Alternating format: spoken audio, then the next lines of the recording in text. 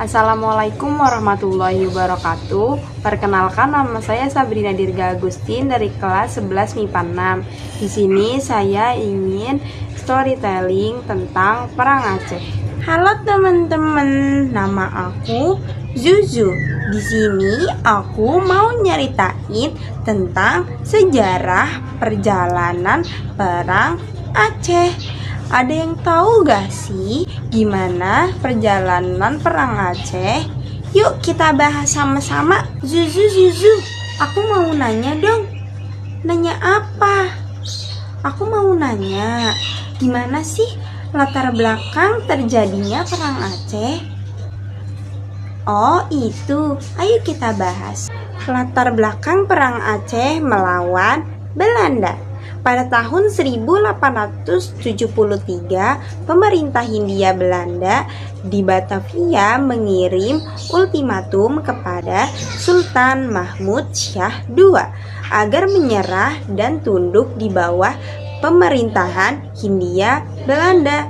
Namun ultimatum tersebut ditolak oleh rakyat Aceh, sehingga Belanda mengirim ekspedisi militer ke Aceh di bawah pimpinan Jenderal Johan Harmen Rudolf Kohler. Oh, begitu ya latar belakang Perang Aceh. Lalu, siapa saja tokoh yang berperan dalam Perang Aceh?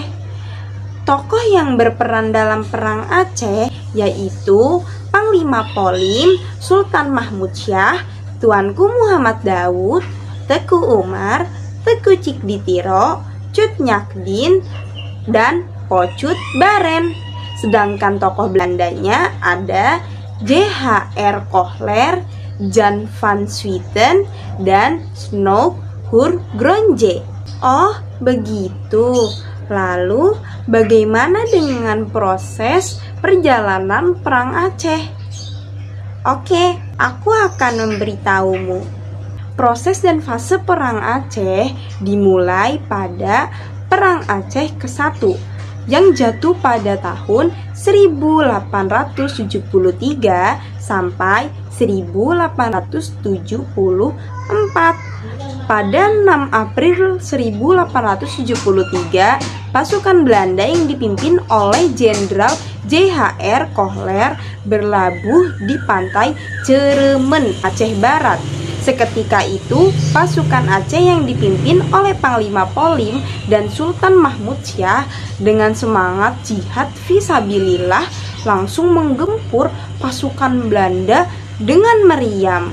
Fase Perang Aceh yang kedua pada tahun 1874 sampai 1880.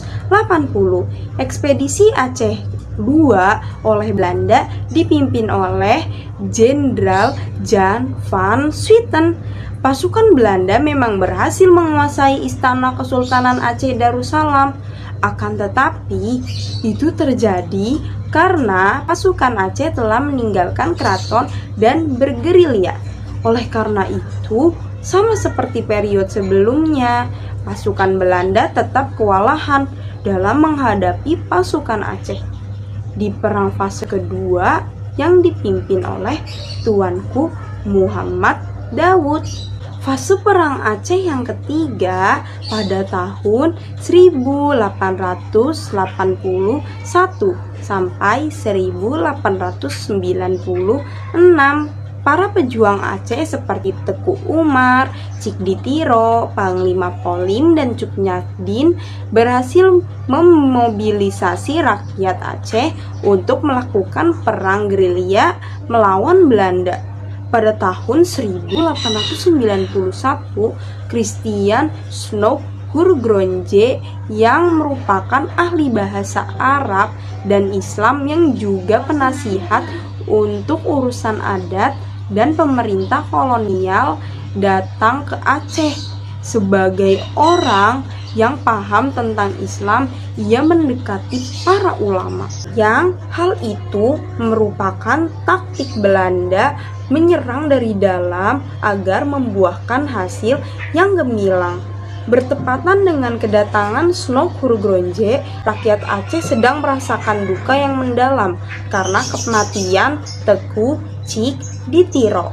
Salah satu pemimpin Aceh lainnya, Teku Umar, dikabarkan menyerah kepada Belanda. Namun, itu ternyata hanya taktik semata untuk memperlemah kekuatan lawan. Perang Aceh fase keempat pada tahun 1896 sampai 1910. Perang dipimpin Cut Nyakdin, istri Teku Umar, dengan dibantu oleh pejuang wanita bernama Po Cut Baren. Rakyat Aceh terus melakukan perlawanan, hingga akhirnya Teku Umar kembali bergabung dengan pasukan Aceh. Sayangnya, pada tahun 1899 pada tanggal 11 Februari, Teku Umar gugur di Molaboh.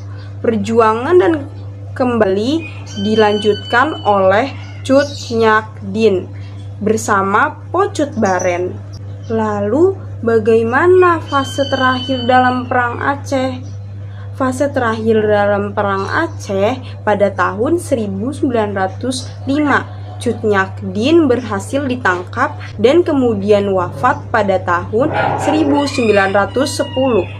Kematian Cut Nyakdin pun menjadi penanda berakhirnya Perang Aceh. Sekian dari saya. Wassalamualaikum warahmatullahi wabarakatuh.